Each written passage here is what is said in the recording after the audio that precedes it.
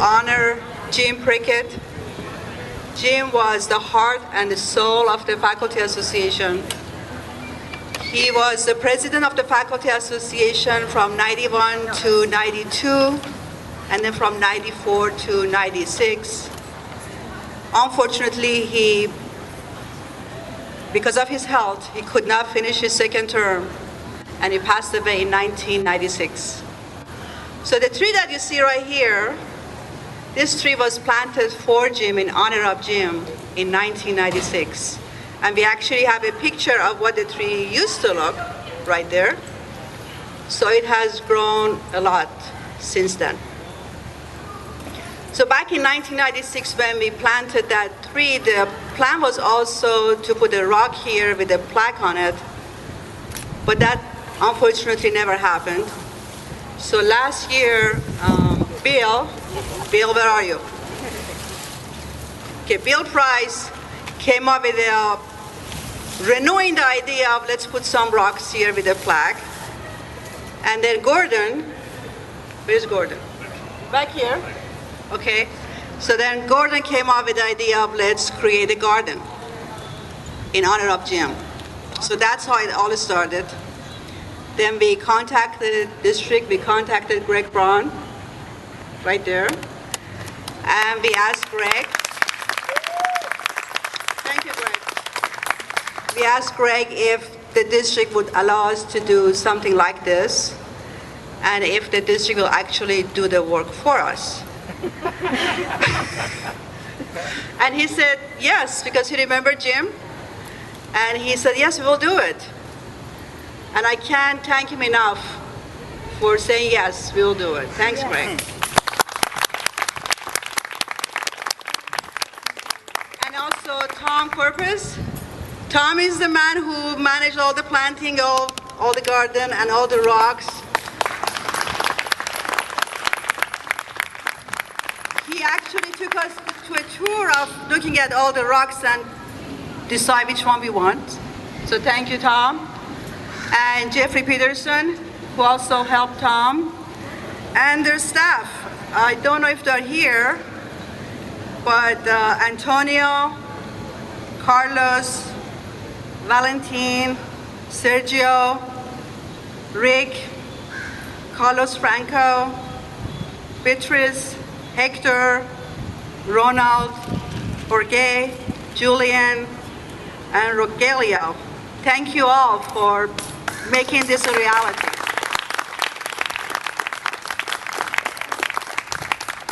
And Tom, we have a box of chocolate for you to share with your staff.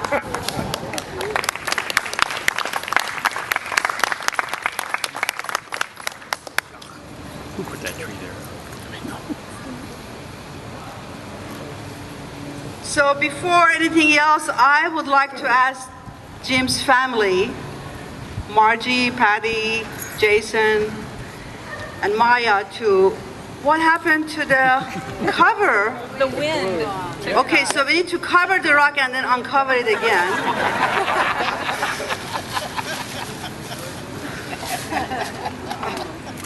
So I like to ask the family to do the honor of uncovering the rock with the plaque for Jim. All right.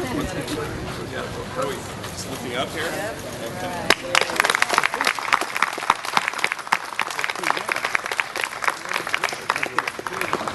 And I hope you all take a can of Diet Coke, Jim's favorite drink, and drink it in his honor. We also have many of the previous Faculty Association presidents here. I think I saw Fran Mannion.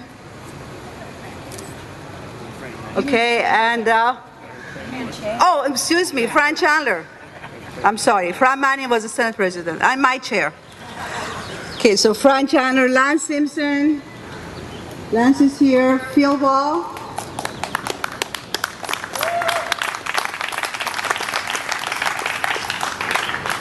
So all of us who became the president of the union or took a leadership position in the union, all of us been affected by Jim, by his wisdom, by his sense of humor, by his style of leadership. And none of us will ever forget him. And his memory is going to stay with us. And everything that he taught us is going to stay with us forever. For me personally, when I started working at SMC as a part-time faculty, I had no idea what the union is because I traveled to the United States from a different country. So Jim is the one who introduced me to union. He taught me what the union is and what they do. He appointed me to be the part-time committee chair after a few years. And he basically started me on my path of becoming a union activist.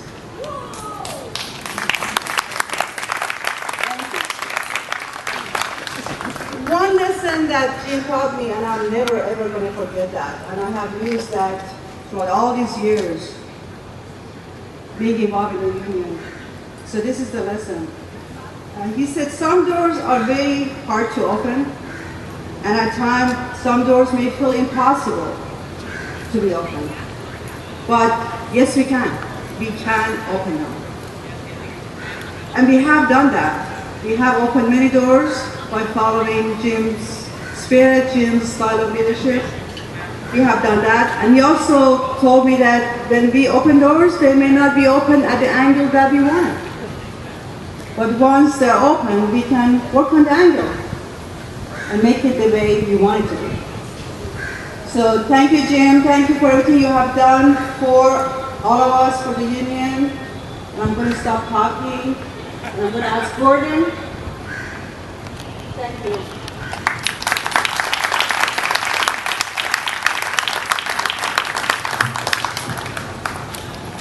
Hi, I'm Gordon Gossett from the English Department.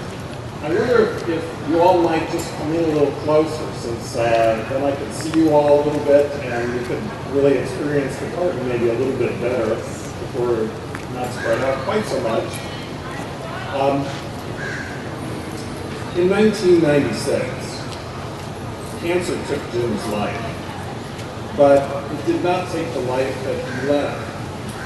I think that this garden really will serve as a way to remind us of the life he led. I wanted to thank a person who was really instrumental in creating this space, and that is our landscape architect, Madsen Walter, who's over here taking pictures.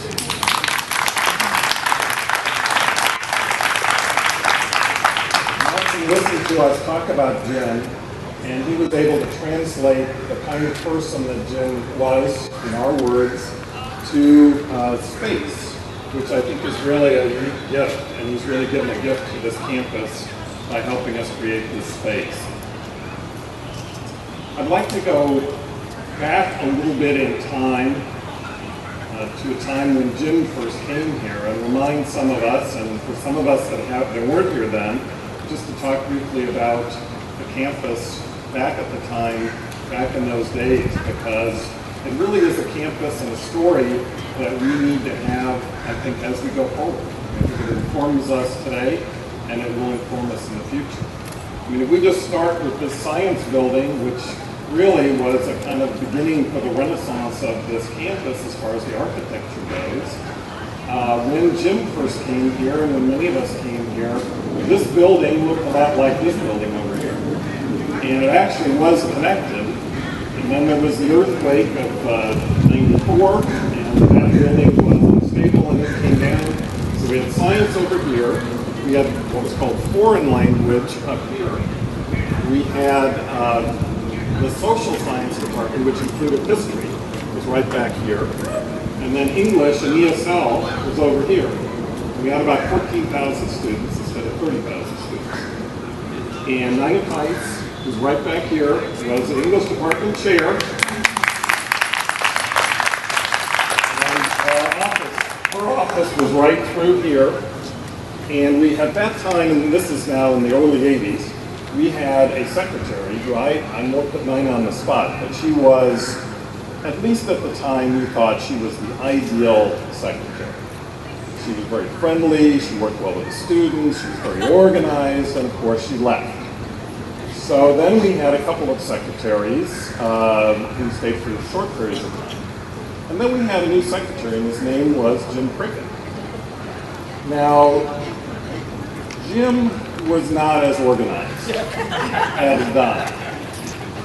Some of you may remember Charlie Donaldson, and the earthquake sort of visited his office before the Northridge earthquake here, so his office was always in a great disarray. Jim wasn't quite that bad, but his office was sort of chaotic. There was always a lot of activity around Jim, so his desk was right out here, so if you walk from the door now where KCRW is, Jim's desk was right there. And so I remember one day going in and I needed an ad slip. This is in the day, so we actually had little slips we had to fill out.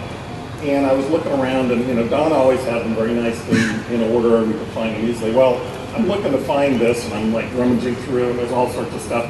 And then I opened one drawer and I thought, I think this is where Don kept them. And there was a ham sandwich in there. And at that moment, Jim came in and said, "Oh, I was looking for that. Where was that?" Okay. I was looking for not a ham sandwich, but an ad slip, but that's it. One thing, as I said, around Jim there were always these ongoing conversations. We didn't realize, or at least I didn't realize, that he had a PhD in history at the time. I kind of had a vague sense that he taught here, but I found out later that he taught here part-time, and like many of us, well, there were many of us that went and taught elsewhere. We were, teaching 6 classes, 7 classes to make a living, and there was some history, certainly, with the part-timers on this campus, which I think other people will get into today. But Jim decided that he didn't want to do the frequent flyer thing, that he really wanted to stay focused here because he really loved this campus. He wanted to devote himself to this campus, so he took the job working here. And as I said, people would be hanging around his office in the front there talking. And there was one day where Jim was standing in the door frame and he said, it's really very important that, and then he looked out in the hall and then he started walking down to do something and then he went off. So that was the answer. I never learned what was so important from him.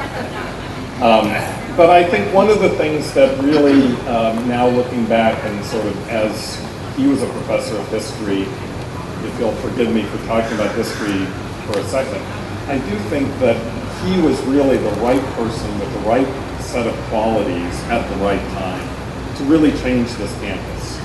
He had a very innocent quality to him in a way, a very self-effacing personality. There wasn't really this overarching sense of ego with Jim. He really was very easy to laugh, really appreciated the conversation that he had with all of us in a variety of subjects. And I think that, when I think back of, my times in some leadership positions on the campus, I really had at the back of my mind Jim's example of collegiality, interest in people, a real sense of trying to find common ground and cooperate with people. And so I took that forward from the time that I knew Jim, which was really in the English department over all those different conversations.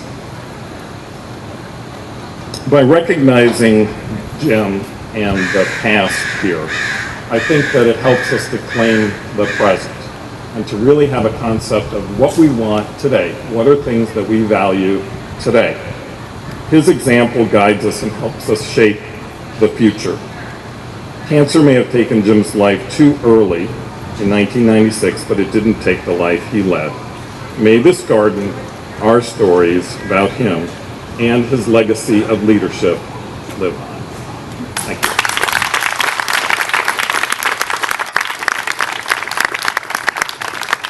I'm supposed to introduce Bill Price. Professor of Life Science. I'm sure glad to see everybody here. To honor Jim, I was asked to talk about the early days of Jim getting this all started with the Faculty Association. As Gordon mentioned, we were all part-timers. I still am adjunct by choice mostly, but in those days we earned less than 50% per hour of what a full-time person taught, and we were limited to 60% of the load. So if you multiply 60% by 50%, we were only making 30% of what a full-time person would make. And so, as Gordon said, many part-timers taught at more than one college and ended up teaching really at loads that were sometimes twice as great as a full-timer would make just to make ends meet. And back in the mid-80s, somewhere around 85, 86, 87, somewhere in there, it's over 25 years, so it's hard to remember exactly when that occurred, but time flies when you're having fun, I guess.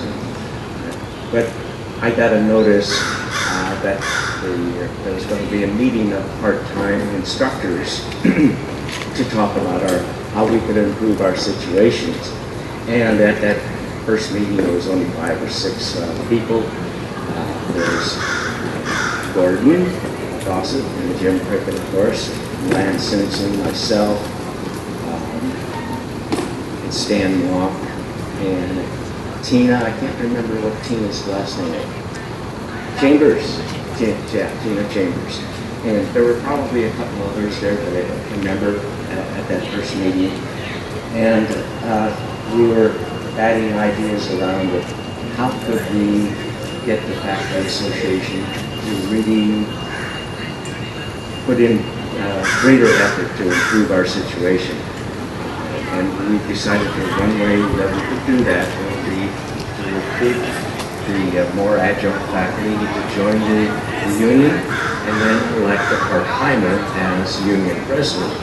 So we set about doing that as our first task. And I ran across some data here that as we went out, we collared our colleagues, part-timers in the different departments. Back in April of '87, we had 36 part-timers in the union. That represented 16% of the membership. By September of '87, it had grown by 12 people to 48, which was 20%. By November of '87, we had 67 members of part-timers, which represented 26, and then in April of '88, it had jumped to 29%, and by November of '89, we had 31%, at which time there was an election. And we ran Jim for president, and we got him elected president by just a few votes. You remember what it was, Lance? It was very close. But Jim became president, and one of the things that he emphasized with us was that many of the full-time faculty would be very worried about having a part-timer as president. And Jim was very emphatic that we had to look after the full-time faculty as well as our own interest. And he felt that together we needed to have solidarity together. And I think he alleviated the fears that many full-timers had that he wouldn't be looking out for them. Also, one of the things that occurred was that he was given a full-time job very soon after becoming president. And then later when Lance was elected president, he was given a full-time job. So the joke was, become president of the Faculty Association and you get a full-time position. And it worked out well for them. But back in February of '88, Jim and Gordon and Lance were very instrumental in getting a letter written that published in the editorial section of the LA Times about the conditions of part-time instructors. And it's just one of the few steps that Jim is responsible for improving a lot. Today, because not only of Jim getting it started, but because of the other Faculty Association presidents, Fran and Phil, The equity pay now is about 81% of what a full-timer makes, and on the way up. But Jim got that started back then. So we have that. Wonderful way to remember Jim. And I remember some of Jim's quirks. He liked to tell people that he knew French. And that he'd taken French for 12 years. He said he took French 1 for 4 years, then he took French 2 for 4 years, and French 3 for 4 years. So if you said to him, "Parlez-vous français?" he would always say, "Aujourd'hui," which is French for today. So we're here. Nous sommes ici aujourd'hui for Jim. That was the only French he knew, actually. He liked to invite me over to his apartment to talk about union stuff, and he liked to put on some of his avant-garde jazz records. So he'd put one on, and I'd listen for a minute or so, and then I would say, "Jim, when's he going to be finished practicing?" And he would give me a very strange look, like, "Don't you get it?"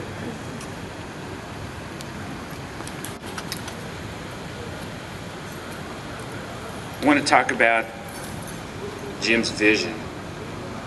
Jim did have a vision for the Faculty Association to be a much stronger, much more vibrant union. And he always said to me that his ambition in life was to be like Jimmy Hoffa, to have his own union. So when he became president, he was able to achieve that. But we spent many, many hours talking about the Faculty Association and what we could do to make it better and stronger. So when he became president, he was able to begin implementing some of his vision. One of the things was to get some more things in the contract for part-time faculty, and Bill mentioned first steps towards pro rata pay, and I was at the bargaining table that day. I'll never forget when Tom Donner came back in the room and said, "Okay, we'll agree to pro rata pay." And Jim was there on the negotiating team. Terry Bernstein was chief negotiator, and we had Jim fainted. We had to throw cold water on him. So they came back with 65%. So that's where we started. We started 65%, but that gave us the beginning, the foundation, and we've continued to build on that every year since then, almost every year. Another important thing that Jim got in the contract was associate faculty. So Jim and I had always been puzzled by the arguments that tenure was good for full-time faculty, but bad for part-time faculty. We never could figure that one out. And we were finally able to get the associate faculty provision in the contract, gosh, it's 20 years ago now. And we started with 10 people were eligible to become associate faculty. And there was a lot of internal discussion about, well, should we really agree to that? 10, that's really nothing. That's insulting. We should try for it. But Jim said, no, we need to get it into the contract, because once it's in there, it's going to stay in there, and we can continue to build on that. And we did.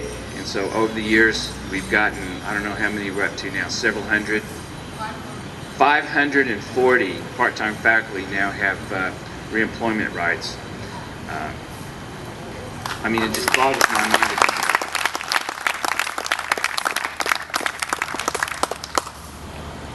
In terms of internal organizing in the union, Jim knew that one of the most important things was to have an economic base and to represent all the members.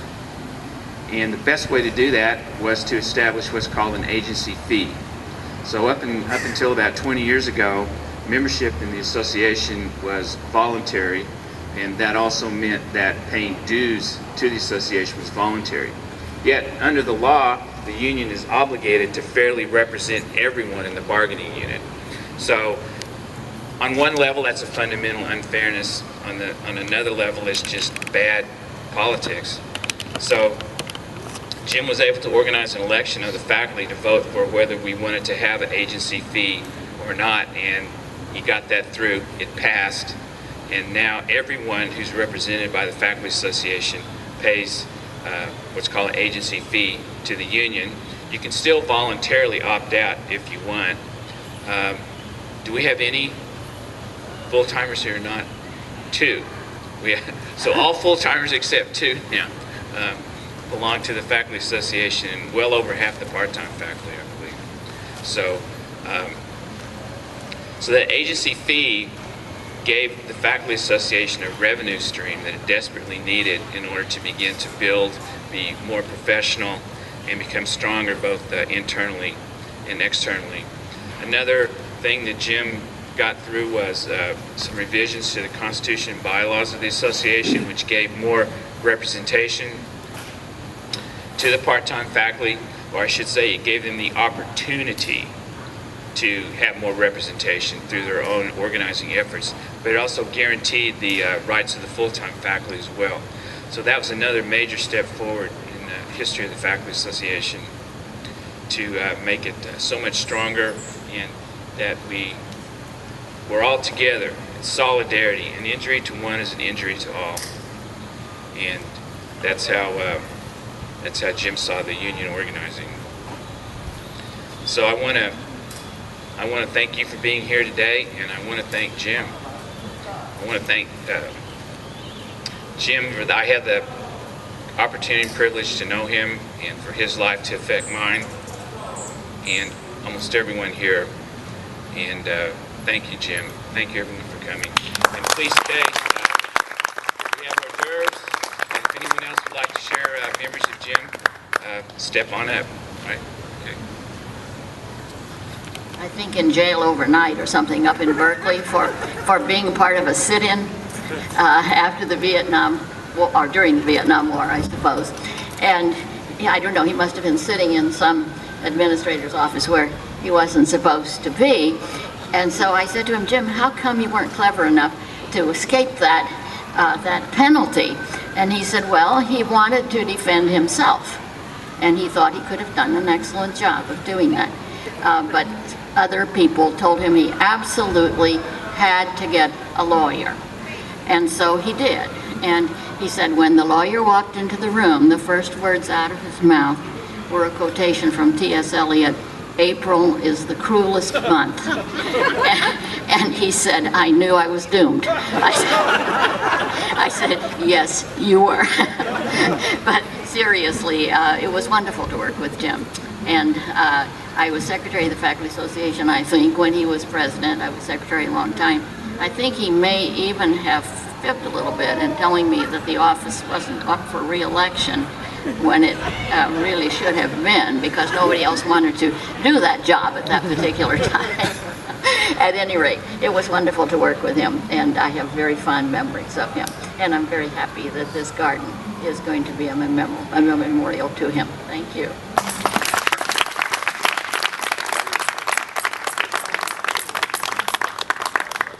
Hard to eat the food because Kathy's gonna sweet. I just want to say a short something about the tree. My name is Kathy Seidman. I'm in the ESL department here. And I knew Jim, I came to the faculty in 1991, so I knew Jim for several years. We didn't have, after Jim passed away, somehow I got in charge of developing the website, and this was back in the olden days where you had to know computer code and stuff like that, and we didn't have an image. And I remember coming out to the tree and taking color samples from the tree, and the original website was actually green and lavender, just like this tree, which I remember Fran saying, I think we need something maybe a little more professional, maybe just green, you know. But for those of you who are familiar with the Faculty Association logo, some people wonder why do we have a tree, and this is the tree. This is our logo. So, thank you.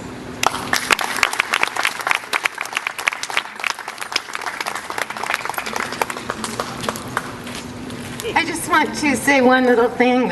When Jim was dying, he said he couldn't believe this was happening because he had never in his life been this happy. He said he'd always wanted to work at a college like this.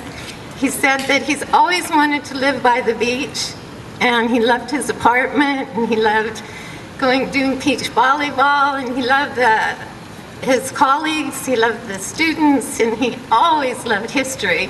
And to bring that all together, he was just so happy. And I asked him, I said, do you think it's easier to die when you're happy or when you're sad and depressed? And he said, everything's easier when you're happy, even dying. And I just wanted to tell everybody that all of you, everyone here, contributed so much to his happy death. Thank you so much. This is just an incredible tribute, and I can't think of a better place to have a tribute for Jim Prickett than in a college campus, doing what he loved. Thank you.